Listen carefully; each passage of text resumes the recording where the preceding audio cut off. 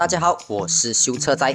首先，大家先为淹水区的居民加油打气，祝他们可以早日摆脱水灾，渡过难关，来回到正常生活当中。而修车仔这里也尽了小小心意来帮助他们。其中最让我印象深刻的就是这个新车 MyV 被淹的照片，无法想象车主有多么心痛啊！不过看得出他是很乐观啦。如果今天是我的新车淹到水的话，我肯定至少自闭1个月不出视频啊。而今天我们主要就来讨论关于水炮车，蛮多观众也都留言说表示想要了解。今天我们会讲解到一些汽车在面对水灾的时候，你所能做到的防护措施。毕竟防范胜于治疗，没有在水灾地区的朋友听听也无妨。如果你在近期内想要购买二手车的话，这期视频你肯定也不能够错过。因为我们等下也会讲解到关于如何辨别水淹车的知识，记得要看到最后哦。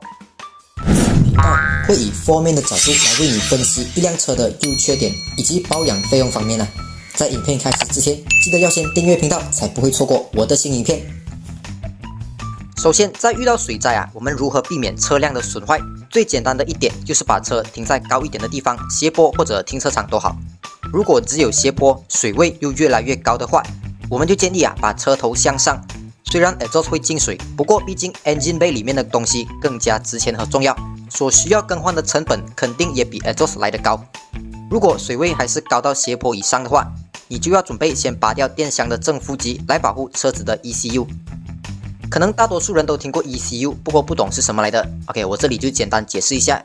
Engine 就可以比喻成是车的心脏，而 ECU 行车电脑就像是车的大脑。这个大脑里面的程序会根据气温、水温、油门的踩踏深度、进气压力、RPM 这些数据来回馈给大脑，而大脑就会根据这些数据做出回应，跟心脏一起配合来调整供油量的大小、气门的开启角度、点火时机等等，来确保心脏的顺利运作。所以一旦 ECU 进到水你又 start 车的话，它肯定就会 short， 你的车也会乱跳灯，也走不动，等于对车子进行了2次损伤。如果你目前在考虑二手车的话，要如何判断一辆车是不是水淹车？最简单分辨的第一点就是味道。一般上水位的高度已经高到车内的话，第一点就是会有很重的水味，其实就是一个腥味或者霉味啦，好像你去巴萨买菜这样子的那个味道咯。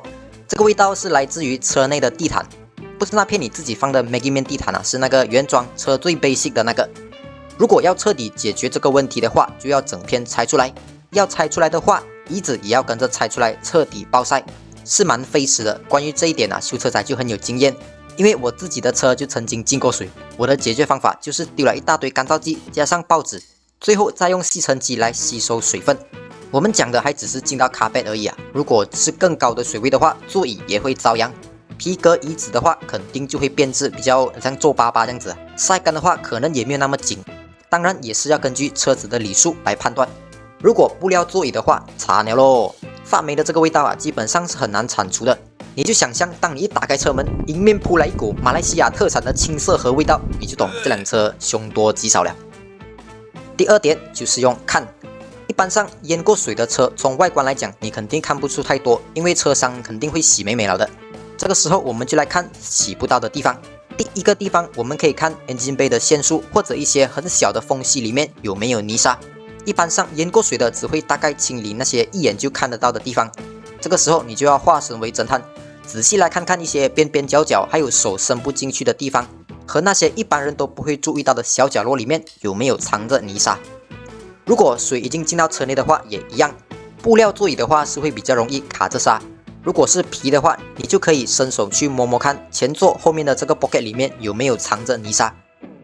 因为这个 pocket 的空间是不够一般吸尘机进去吸的，如果 pocket 的2个角落都有沙藏着的话，就算车的价钱再便宜你都要跟车商讲咋有拿啦。因为无论是电子元件或者金属类，受到水的侵蚀的话，都会带有安全隐患。总的来说，水淹车就像是一个定时炸弹，你总不希望有一天载着一家大小出门玩耍的时候，这颗炸弹刚刚好那个时候爆炸吧。都看到这里了，觉得影片不错的话，记得帮我订阅一下啦。当然顺便按赞分享去 Facebook。要看我拍什么题材的，也都可以留言告诉我。感谢各位，感谢收看，我是修车仔，我们下期见。